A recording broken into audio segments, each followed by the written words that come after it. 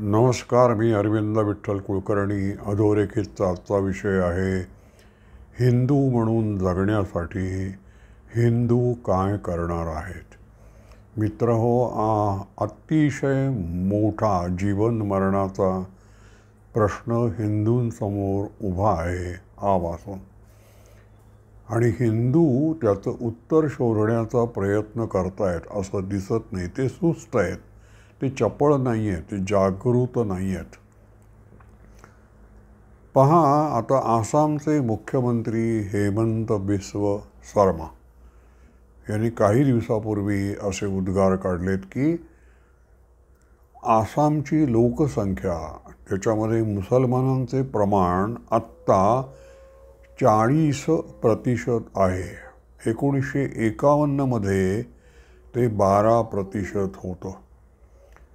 मुसलमानांची लोकसंख्या जशी जशी वाढत जाते तशी त्यांची फुटून निघण्याची मागणी जोर धरते. त्यांना स्वतःचं वेगळं राष्ट्र स्थापन करायचं असतं. याचा अनुभव आपण घेतला आहे, तरीसुद्धा 1951पासून आपण जागे झालेलो नाही.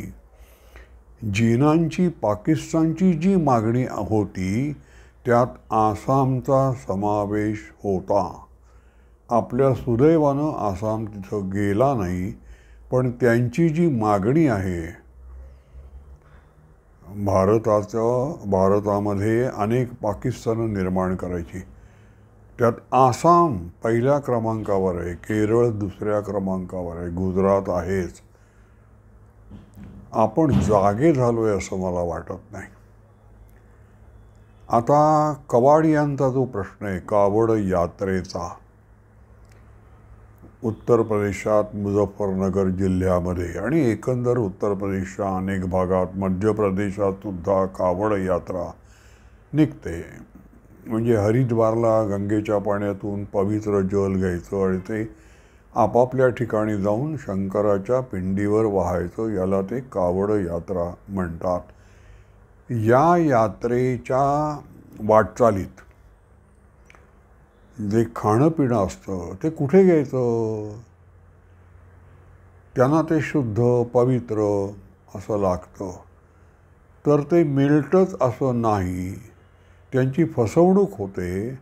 म्हणून दुकानाच्या पाट्यांवर प्रत्येकानं आपलं धन्यानं आपलं नाव लिहावं असं उत्तर प्रदेश सरकारनं आज्ञा काढली. त्याला सर्वोच्च न्यायालयानं स्थगिती दिलेली आहे आणि आता 26 जुलैला त्याची पुन्हा सुनावणी होणार आहे. आता हिंदू पुन्हा हतबल झालेत. हतबल होण्याचं काही कारण नाही आहे. प्रत्येक प्रश्नाला मार्ग असतो. जसं तानाजीनं दाखवून दिलं तुम्हाला सिंहगड, की प्रत्येक प्रश्नाला चौथी बाजू असते आणि त्या चौथ्या बाजूवरनं चढण्यासाठी तुमच्याकडे घोरपडी लागतात. तसं या प्रश्नावर सुद्धा तुम्ही घोरपड शोधा ना. काय ती दुकानांवर नाव लिहिण्याचं तुम्हाला सक्तीने करता येणार, अनिवार्य नाही ते होणार, असं सर्वोच्च न्यायालयाचा जर अर्थ असेल स्थगितीचा, तर त्याचा दुसरा अर्थ असा आहे की एखाद्याला नाव लिहावं असं वाटलं तर त्याला सर्वोच्च न्यायालयाचं काही म्हणणं नाही, विरोध नाही आहे. मग ज्यांना कावड यात्रेत सामील होणाऱ्या यात्रेकरूंना ज्यांच्या दुकानातून माल घेणं हे निर्धोक वाटतं, त्याने आपल्या दुकानावर नावं लिहावीत. किती साधा सोपा उपाय आहे. नावं लिहायला ज्यांचा विरोध आहे त्यांना बाजूला ठेवा. आम्ही हे आहोत, आमच्या दुकानातून तुम्ही माल घेऊ शकता असं ज्यांना खात्रीपूर्वक वाटतं की आपल्या दुकानातून कावड यात्रेचे लोक खाण्यापिण्याचे पदार्थ घेतील, त्यांनी नाव लिहावं आणि आपण कोण आहोत ते सांगावं. इतके सोपं हे असतं, मार्ग असतो. आता मी मागे एका व्हिडिओमध्ये असं म्हटलं होतं की मोदी तिसऱ्यांदा जे आलेले आहेत त्यांच्या 5 वर्षाच्या कार्यकाळामध्ये केवढं तरी मोठं काम ते करणार आहेत आणि त्यामध्ये एक पाकव्याप्त काश्मीरची मुक्तता हा कार्यक्रम असणार आहे. मी हे बोललोय त्याला कारण आहेत. माझी काही लोकांची बोलणी मोदींच्या मला वाटतं पहिल्या कार्यकालात मी मोदींच्या जवळच्या माणसांशी बोललो आहे. त्यांनी मला डिप्लोमॅटिक पद्धतीनं, मुत्सद्दीपणानं, राजनैतिक पद्धतीनं उत्तरं दिलेली आहेत. त्याचे अर्थ मी लावलेत. आता पाकव्याप्त काश्मीर मुक्त करायला किती जणांचा विरोध असू शकतो आपण पाहू. पाकिस्तानचा तर असणारच, इस्लामी जगताचा असणारच. भारतामध्ये जे मुसलमान आहेत त्यांचा विरोध असेल असं म्हणण्यामुळे मुसलमानांच्या भावना जर दुखावल्या जातात असं काँग्रेसवाल्यांना वाटत असेल तर मी असं म्हणतो की पाकव्याप्त काश्मीर मुक्त करा अशी मुसलमानांकडून जोपर्यंत मागणी येत नाही तोपर्यंत त्यांची भूमिका काय आहे याविषयी प्रत्येकाला तर्क करायचा अधिकार आहे. अजून तशी मागणी झालेली नाही. आता हिंदूंमध्ये दोन गट आहेत ज्यांचा हिंदुत्वालाच विरोध आहे. हिंदुत्व हे फुटीरतेचं तत्त्वज्ञान आहे.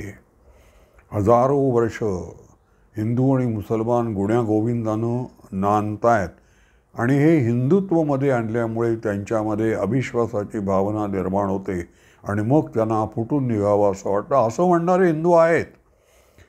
त्यांचा पाकव्याप्त काश्मीर मुक्त करायला कदाचित विरोध असू शकतो. कशाला जुन्या गोष्टी उकरून काढता, आता ते तिकडे सुखी आहेत आपण इकडे सुखी राहूया असं म्हणतील. पण जे हिंदुत्वनिष्ठ आहेत, जे संघाच्या शाखेवर वाढलेले आहेत, ज्यांच्यावर हिंदुत्वनिष्ठ वाङ्मयाचा प्रचाराचा पगडा आहे आणि ज्यांना अनुभव आला आहे, इस्लामी आतंकवादाचा ज्यांना कटू अनुभव आलेला आहे, ते देखील मोकळेपणानं पाकव्याप्त काश्मीर मुक्त करा असं म्हणत नाहीत. त्यांचं म्हणणं काय आहे, आणि याच्यामध्ये मोठमोठे लोक आहेत, संपादक आहेत, वकील आहेत, त्यांचं म्हणणं असं आहे, अहो भारतात जे मुसलमान राहतात तेच आपल्याला जड झालेत, ते आपल्याला परवडत नाहीत, पेलवत नाही आहेत. मग आता आणखी नवीन तुम्ही पाकव्याप्त काश्मीरमधील मुसलमानांचं ओझं डोक्यावर का घेता आणि आम्हाला का वाकवता आणखीन, आम्ही दबून जाऊ. आता हा पूर्णपणे पलायनवाद आहे. कसा तो पहा. आपण घरमालक आहोत, घरधनी आहोत, आपलं एक भवन आहे आणि अनेकांना आपण भाड्याने जागा दिलेल्या आहेत. आपण घराचे नियम बनवतो घरधनी म्हणून. वरून कचरा फेकायचा नाही, इथे पार्किंग करायचं नाही, जिन्यात थुकायचं नाही, असे नियम आपण बनवतो ना. हे नियम जे पाळत नाही त्यांना आपण सांगतो जागा खाली करा, 1 महिन्याची नोटीस देतो आपण. तसं हे जर तुमचं हिंदू राष्ट्र असेल तर या हिंदू राष्ट्रामध्ये कसं जगायचं याचे नियम तुम्ही बनवा आणि त्या नियमाप्रमाणे जे राहत नाही, जे नियमांचं उल्लंघन करता, त्यांना तुम्ही नोटीस द्या. मुसलमानांचा प्रश्न तुम्ही कसा सोडवणार आहात? मुसलमान तुमचं ऐकत नाहीत म्हणून पाकव्याप्त काश्मीर ही भूमी तुमची आहे की नाही, मग ती भूमी तुमच्या स्वाधीन पाहिजे, ती तुम्ही दुसऱ्याला नाही देऊ शकत. तुमचं जर भवन आहे आणि त्या भवनात राहणारे भाडेकरू तुमचं ऐकत नसतील तर काय करायचं बाबा, हा अंगावरच येतो, आता जाऊ रे चला असं तुम्ही म्हणणार नाही. तुमच्याकडे अनेक मार्ग त्याला वटणीवर आणण्याचे उपलब्ध आहेत. मग इथे वटणीवर आणण्याचा मुसलमानांना भारतातल्या वटणीवर आणायचं म्हणजे त्यांना काही कुठे श्रमछावण्यांमध्ये डांबा असं कोण म्हणत नाही आहेत. वटणीवर आणण्याचा सोपा मार्ग म्हणजे हे हिंदू राष्ट्र आहे, या राष्ट्राचं भावविश्व हिंदूमय आहे. मुसलमानांनी इथे राहायचं असेल तर या भारताच्या भावविश्वाला मान्यता दिली पाहिजे. आम्ही संविधान मानणार नाही, आम्ही कुराण मानणार असं नाही मुसलमानांना म्हणता येणार. हिंदू हे संविधान मानणारे आहेत, या देशाची बहुसंख्या संविधानाला मानणारी आहे. तर मुसलमानांना एकट्याला आम्हाला 370 कलम पाहिजे, आम्हाला आमच्या म्हणण्याप्रमाणे घटस्फोट, आम्हाला बायकोला पोटगी द्यायची की नाही, हे सगळा देश मिळून जे ठरवेल, भारताची संसद जे ठरवेल ते आम्हाला ऐकणार नाही, आम्हाला नको आहे ते, असं मुसलमानांना म्हणता येणार नाही. याचा एकमेव उपाय हा आहे की हिंदूंना हिंदू म्हणून जगायचं आहे की नाही. जर तुम्ही हिंदू म्हणून जगलात तर मुसलमानांचा प्रश्न ही तुम्हाला समस्या राहणार नाही. समस्या आहे. कसं आहे पहा, आपल्याकडे यापूर्वी भारतावर, कारण आपण अत्यंत समृद्ध, इथे सोन्याचा धूर निघत होता, इतकी आपल्याकडे समृद्धता होती, त्यामुळे बाहेरून रानटी टोळ्या आपल्यावर आक्रमण करून आल्या. त्यातल्या सगळ्यांना, अनेकांना, शक, कुषाण, हूण यांना आपण पचवलं. ते भारतीय झाले, ते हिंदू संस्कृतीला मानणारे झाले. आता त्यांना ओळखता येत नाही. पण कलकत्त्यामध्ये हबीबुल्ला नावाचा एक मोठा इतिहासकार होऊन गेला. त्याचं म्हणणं असं आहे, इस्लामचा भारतात प्रवेश झाला आणि हिंदूंची पचनसंस्था बिघडली. मुसलमानांचं काय करावं त्यांना कळेना, कारण मुसलमान पहिल्यापासून जे आक्रमक आले म्हणून आले इथे, ते हे तुमच्याशी अत्यंत क्रूरपणे वागले. हिंदूंच्या संपूर्ण इतिहासात एवढा क्रूरपणा त्यांनी कुठे अनुभवला नसेल. इतका क्रूरपणा त्यांना मोंगलांच्या राजवटीत अनुभवायला मिळाला. कत्तलीच करायचं, ते तलवार किंवा इस्लाम, काहीतरी एक स्वीकार करा, दुसरा पर्याय नव्हता. दुय्यम नागरिक म्हणूनच तुम्हाला राहावं लागेल, जिजिया करच तुम्हाला भरावा लागेल. तुम्ही समृद्ध आहात, सुखी आहात असं तुम्हाला चेहऱ्यावर दाखवता येणार नाही. तुम्हाला पादत्राणं घालता येणार नाही, घोड्यावरून फिरता येणार नाही वगैरे.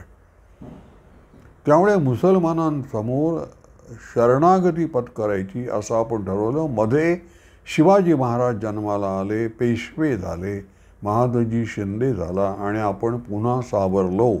आणि मग ब्रिटिश आले आपल्या चुकीमुळे काही. आणि मग गांधीवादाचा उगम झाल्यानंतर मध्ये टिळक, सावरकर, विवेकानंद, अरविंद घोष या सगळ्यांनी जे हिंदुत्वाचं वातावरण निर्माण केलं होतं ते गांधीवादानं पुन्हा पुसून टाकलं, मागे टाकलं आणि मुसलमान जे म्हणतील त्याप्रमाणे आपल्याला वागावं लागेल अशी परिस्थिती निर्माण झाली. याच्यावर एकच उपाय आहे, मुसलमान सुधारतील असं मी म्हटलं तर तुम्हाला ते आवडणार नाही, त्यामुळे मी तसं म्हणत नाही. हिंदूंनी सुधारलं पाहिजे, हिंदूंनी हिंदू म्हणून जगलं पाहिजे.